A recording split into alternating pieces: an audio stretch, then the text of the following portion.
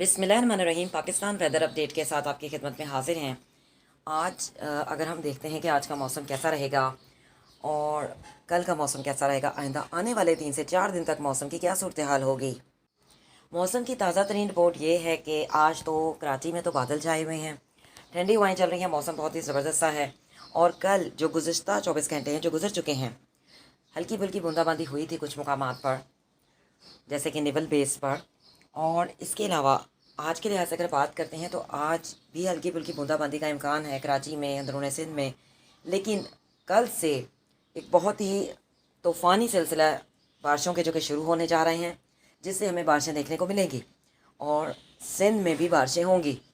और ये ख़तरनाक किस्म की बारिशें जो कि कराची में होंगी, अंदरून सिंध में होंगी।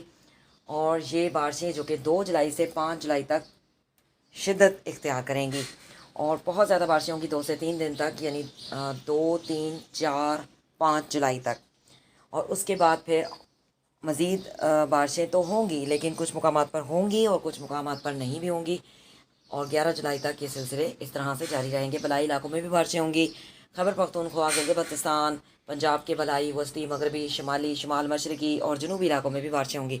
लेकिन सिंध में ख़ास तौर पर जो 2 जुलाई से 5 जुलाई तक ख़तरनाक किस्म की बारिशें जो कि होने जा रही हैं, तो तैयारी पकड़ लें, छतरियाँ निकाल लें, क्योंकि बारिशें जो कि बहुत ज़्यादा पड़ने वाली हैं, ख़तरनाक किस्म की बारिशें होंगी, सैलाबी सूरत हाल पैदा हो सकती है।